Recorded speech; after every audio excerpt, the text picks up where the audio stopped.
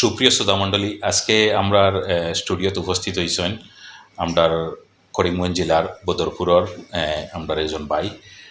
তান স্কুলিং মানে এখান থেকে করছেন বদরপুর থেকে করিয়া, এরপরে পিএইচডি করছেন জামিয়া মিলিয়া দিল্লি থেকে। আর করার পরে এখন বর্তমানে তাই দুবাইতে আছেন কর্মরত অবস্থায়। আর দুবাই থেকেও আমেরিকান কারিকুলাম বেজ একটা স্কুলের তাই টিচার আছেন, এজ এ টিচার এখানে তাই সার্ভিসে আছেন। তো তার নাম হইল গিয়া মিস্টার মুর্শিদ চৌধুরী। তো মুর্শিদ ভাইরে আমরা বরাকণ্ঠ স্টুডিওতে আপনারে স্বাগতম জানাই। থ্যাংক ইউ সো মাচ আপনারা যে আমার ইনভাইট করছেন। আর বরাক কণ্ঠরে অনেক অনেক ধন্যবাদ যেন তেন আমার এই সুযোগ দিয়েছেন যেন বরাকর বিভিন্ন জায়গার মানুষের লগে আমি কথা হইতে পারে তার দ্বারা। Thank you. তো আমরা আজকের যে টপিকের উপরে আমরা ডিসকাস করবো, টপিকটা হইল গিয়া যেন আপনি আপনার স্কুলিং এখান থেকে করছেন, এরপরে আপনি পিএইচডি গিয়া করছেন জামিয়া মিলিয়াতে গিয়া করিয়া, এখন বর্তমানে আপনি এখানে দুবাইতে আপনি জব করা। তো এই যে একটা মিক্স যে আপনার যে যেটা এক্সপিরিয়েন্স, যেটা বরাক ভ্যালিতে পড়াশোনা করা, তারপরে গিয়া জামিয়া মিলিয়া যেটা ইন্ডিয়ার মানে টপ কয়েকটা ইউনিভার্সিটির মধ্যে একটা, এরপরে গিয়া আপনি গালফে গিয়া জব করা।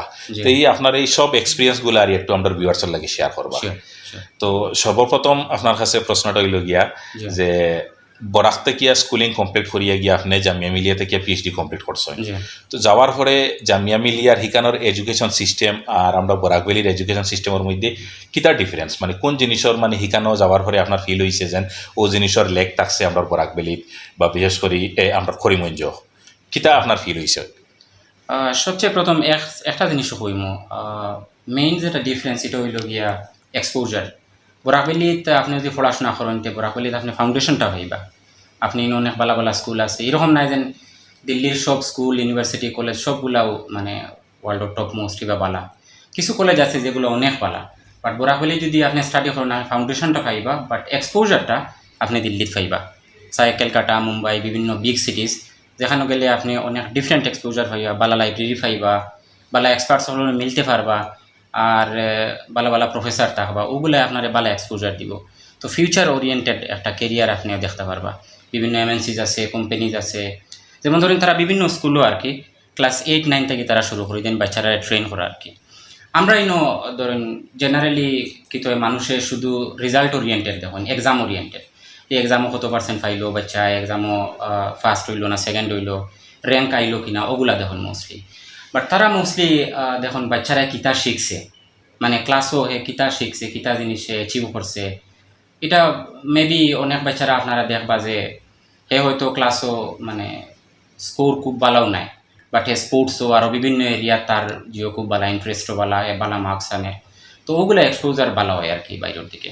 ওটাও আমি কইমু দেন ইটস অল অ্যাবাউট এক্সপোজার। ওকে, তো আরেকটা জিনিস আছে আমরা এইদিকে মানে কিতা মানে যখনও কোনো একটা বাচ্চা বা স্টুডেন্ট স্কুলে অ্যাডমিশন নিল, তো সবচেয়ে বেশি ফোকাস করা হয় যেন তার মার্কসের উপরে, রেজাল্ট কত পার্সেন্ট পাইছে, গ্রেড কিতা পাইছে, এ বি সি, হ্যাঁ, বা এক্সিলেন্ট হয়েছে নি, 60% পাইছে নি, 70% পাইছে নি, মোস্টলি মানে ওটাও সব খুব বেশি ফোকাস করা হয়।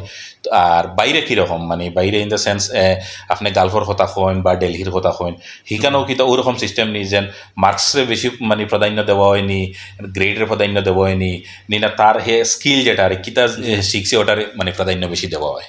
দেখুন গ্রেডিং সিস্টেম তো সব জায়গা তো মানে প্রেফারেন্স দেওয়া হয়, বাট এগেইন কিছু জিনিস আছে ধরেন ইভেন গালফো ইন্ডিয়ান স্কুল আছে, ইন্ডিয়ান কারিকুলাম স্কুল আছে, এই স্কুলগুলোতে আপনি দেখবা আর কি প্রজেক্টে খুব বেশি ইম্পর্টেন্স দেওয়া হয়।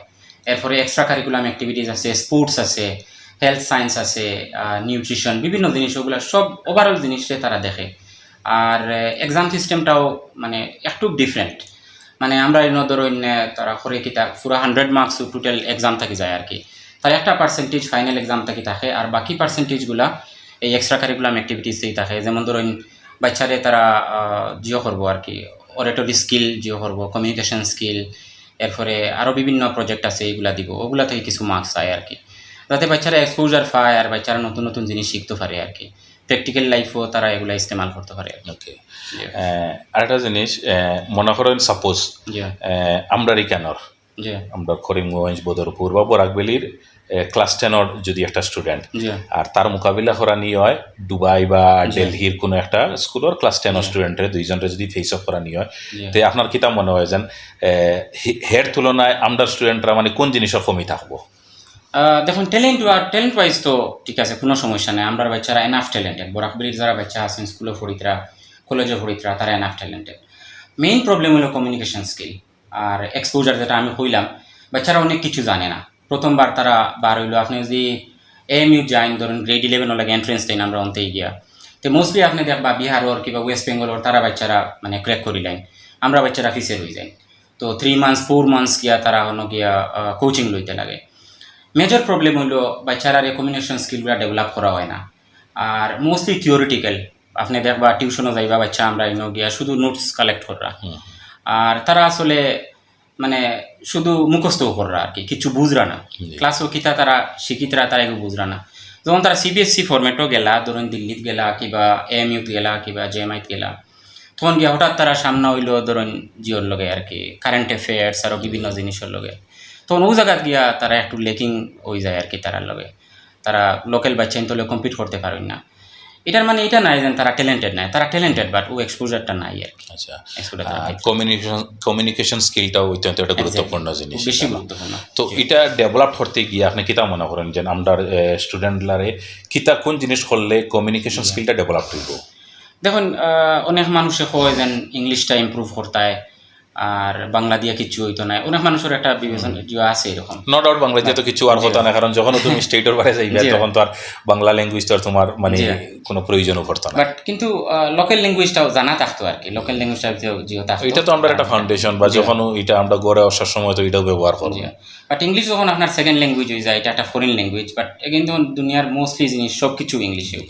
আজ আপনি AI যে কোনো টুল ইস্তেমাল করা যায়, যে কোনো জিনিসও যায় ইংলিশ আপনার লাগবো। সো ইংলিশ যদি আপনি ধরুন স্কুল লেভেলও কম্পিটিশন থাকে, বিভিন্ন ধরনের এসে কম্পিটিশন থাকে, এক্সটেম্পোরারি স্পিচ থাকে, এরপরে বাচ্চাদের বিভিন্ন সেমিনারও লাগে আপনি যদি ফাটাইন, এরপরে স্কুলেও বিভিন্ন কম্পিটিশন করাইতে পারবা, মান্থলি উইকলি। অ্যাসেম্বলিতে আপনি বাচ্চারারে জিও করতে পারবা, ডেইলি 2-3টা বাচ্চারে। মানে ধরুন আমি যে স্কুলও পড়াই আর কি, তারা করে কি তার সকালে অ্যাসেম্বলিত বাচ্চারারে ধরুন 6টা-7টা বাচ্চা চুজ করে আর কি।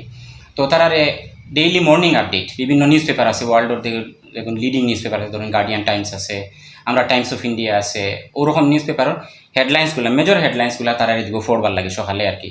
তো বাচ্চা যেগুলো অ্যাসেম্বলিতে আসেন তারা এগুলো শুনবো।